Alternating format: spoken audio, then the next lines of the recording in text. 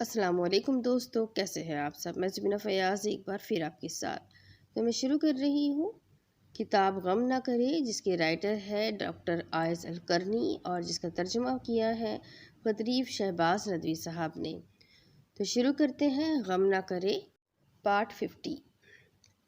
ہمالیائی ہمت و حوصلہ۔ اگر بندے کو بلند حوصلہ ارزانی ہو جائے تو فضائل کی راہوں میں بڑھتا اور بلندیوں کے درجے طے کرتا چلا جائے۔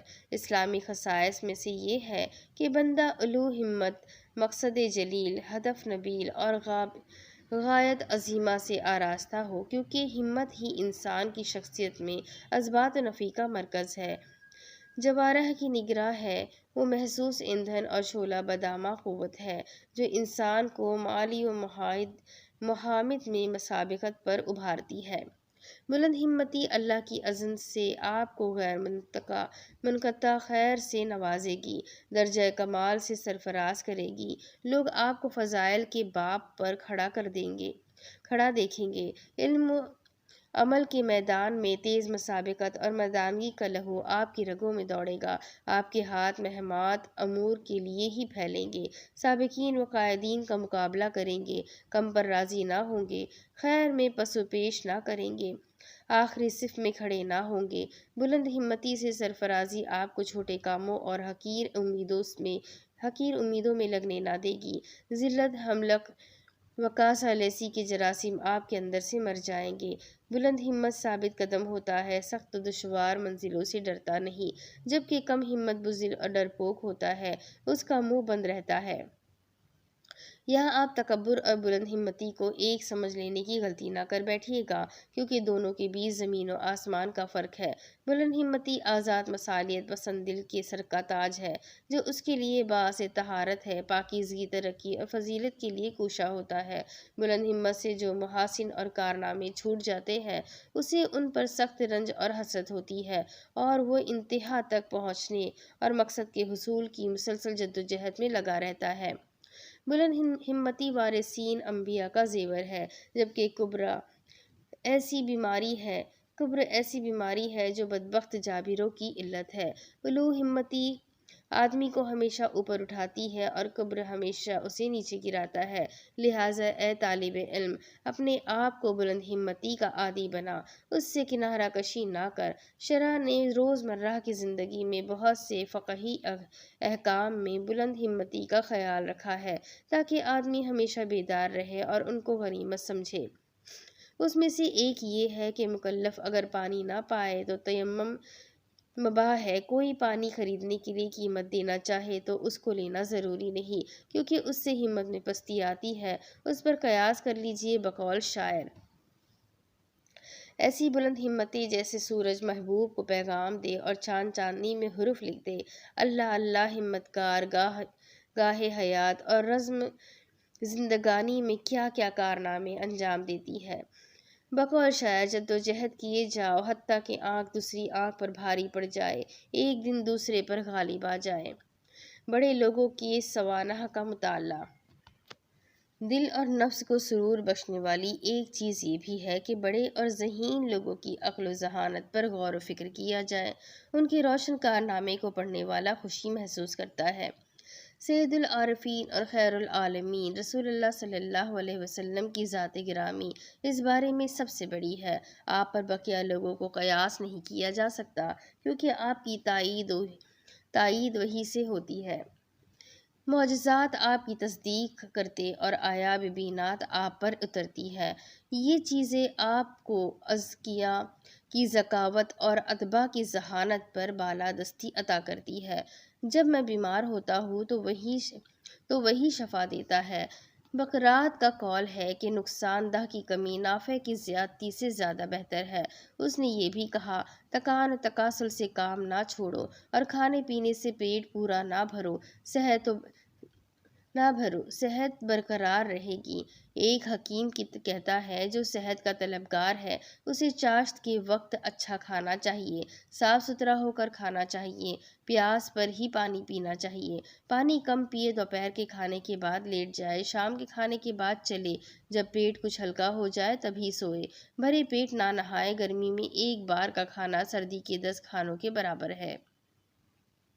حارث کا قول ہے جو زیادہ عمر چاہتا ہے حالانکہ بقا دنیا میں ملتی نہیں، اسے صبح کا کھانا جلد لینا چاہیے، شام میں بھی جلد کھائے، بستر ہلکا رکھے، عورتوں کے پاس کم جائے۔ افلاطون کہتا ہے 5 چیزیں بدن کو پگھلا ڈالتی ہے بلکہ قتل تک کر دیتی ہے: کم مال، دوستوں کی جدائی، غیظ و غضب کی باتیں، خیر خواہی کو نہ ماننا، اور یہ کہ جاہل عقل مندوں کا مذاق اڑانا۔ جالینوس سے پوچھا گیا کہ وہ بیمار کیوں نہیں ہوتا؟ کہا، کیونکہ میں 2 کھانے ساتھ ساتھ نہیں کھاتا، برا کھانا نہیں کھاتا، جس چیز سے اذیت محسوس ہو اسے معدے میں باقی نہیں رکھتا۔ بقرات کی جامع اقوام میں سے ہے کہ ہر چیز کی کثرت فطرت کے مخالف ہے۔ 4 چیزیں جسم کو بیمار کر دیتی ہے: زیادہ بولنا، زیادہ سونا، زیادہ کھانا اور جمع کی کثرت۔ زیادہ بولنے سے دماغ کا بھیجا کمزور ہوتا ہے، بڑھاپا جلد آتا ہے۔ زیادہ سونے سے چہرہ زرد پڑ جاتا ہے، دل اندھا ہو جاتا ہے، آنکھ کو نقصان ہوتا ہے، کسل مندی آتی ہے اور مشکل بیماریاں پیدا ہوتی ہے۔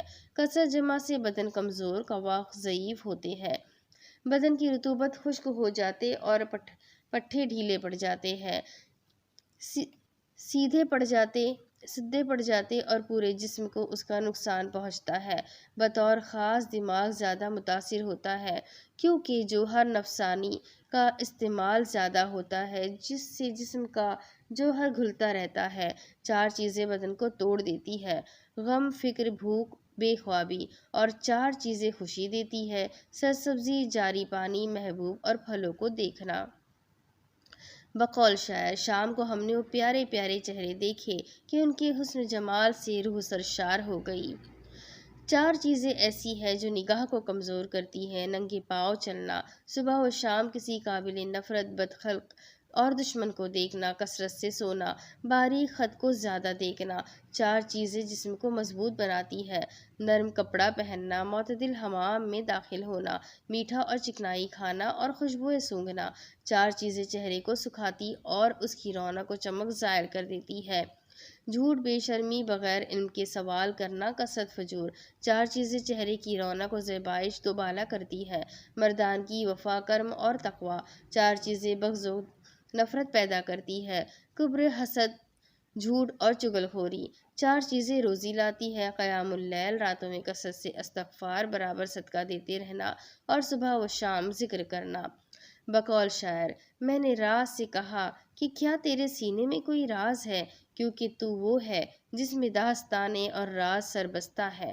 بولی، میری زندگی میں ایسا کوئی راز نہیں سوائے دوستوں کا راتوں میں باتیں کرنا، یعنی اہل اللہ کا ذکر خفی۔ 4 چیزوں سے روزی میں کمی آتی ہے: صبح کی نیند، نماز کم پڑھنا، سستی اور خیانت۔ 4 چیزیں فہم اور ذہن کو نقصان دیتی ہے: کھٹی چیز اور میوے برابر کھانا، گدی کے بل سونا اور رنج و فکر۔ 4 چیزیں فہم اور ذہن کو جلا دیتی ہے: فارغ البالی خوش دلی سے کھانا، غذا میں چکنائی اور میٹھی چیزیں ڈال کر لذیذ بنانا، بدن سے فربہی کم کرنا۔ احتیاط برتیے، بیدار مغز وہ ہے جو توقف کرتا ہے، دیکھتا اور غور کرتا، نظر ثانی کرتا ہے، عواقب کو پڑھتا اور قدموں کو تولتا ہے، رائے قائم کرنے میں محتاط رہتا ہے تاکہ وہ نادم نہ ہو۔ اگر معاملہ ویسے ہی ہوا جیسے اس نے سوچا تھا تو وہ اللہ کی حمد کرتا اور اپنی رائے کو بہتر سمجھتا ہے، اگر معاملہ دیگر ہوا تو وہ کہتا ہے کہ اللہ نے یہی مقدر کیا تھا، اس پر راضی رہتا ہے اور ناخوش نہیں ہوتا۔ سمجھنے کی بات ہے، عقل مند ثابت قدم اور اپنی بات پر جمنے والا ہوتا ہے۔ جب خبریں مختلف ہو اور مسائل پیچیدہ تو وہ درست بات تک پہنچ جاتا ہے کیونکہ وہ ظاہری باتوں کو نہیں لیتا، نہ جلد بازی میں حکم لگاتا ہے۔ جو وہ سنتا ہے اس کی تحقیق کرتا ہے، غور کرتا ہے، فکر کرتا ہے، عاقلوں سے مشورے کرتا ہے، کیونکہ پکی اور نپی تلی رائے ادھ پکی سے بہتر ہوتی ہے۔ لوگ کہتے ہیں تم درگزر میں غلطی کر جاؤ، یہ اس سے بہتر ہے کہ سزا دینے میں غلطی کرو، مبادا تم اپنے کیے پر نادم ہو۔ عزیمت کے ساتھ قدم اٹھاؤ۔ یہاں جتنی آیات، اشعار، حدیثیں، عبرتیں، قصے اور حکمتیں پیش کی جا رہی ہیں، ان کا پیغام آپ کے لیے یہی ہے کہ آپ ایک نئی زندگی شروع کریں جس میں حسن عاقبت کی امید ہو، حسین خاتمہ و بہتر نتائج کی توقع ہو۔ آپ اس ہمت و عزم صادق کے ذریعے ہی اپنے رنج و فکر، غم و فکر اور اکتاہٹ و افسردگی سے باہر نکل آئیں گے۔ ایک عالم سے کہا گیا، بندہ کیسے توبہ کرتا ہے؟ انہوں نے کہا، اس کے لیے عزیمت کی ضرورت ہے، اس لیے اللہ نے اول العزم لوگوں کو ہمت بھی دی ہے۔ فرمایا، پس صبر کرے جسے اول العزم رسولوں نے صبر کیا ہے۔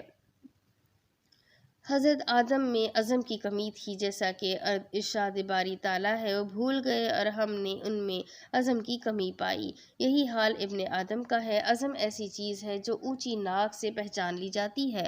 اگر کوئی آدمی آدم جیسا ہو تو کوئی زیادتی کی بات نہیں، لیکن اسے گناہوں میں ان کی پیروی نہیں بلکہ توبہ میں ان کی پیروی کرنی چاہیے۔ دنیا کی زندگی ہی سب کچھ نہیں ہے، آخرت کی سعادت دنیا کی سعادت سے وابستہ ہے۔ عقل مند کو جاننا چاہیے کہ زندگی اس سے متصل ہے۔ زندگی ایک ہی ہے، غیب و شہادت، دنیا و آخرت، آج اور کل۔ بعض دنیا کی زندگی کو ہی سب کچھ سمجھ لیتے ہیں، وہ مال جمع کر کے رکھتے ہیں اور بقا چاہتے ہیں، حالانکہ ان کو فانی زندگی ملی ہے۔ پھر جب وہ مر جاتے ہیں تو کتنی آرزویں، امنگیں اور حسرتیں سینے میں رہ جاتی ہے۔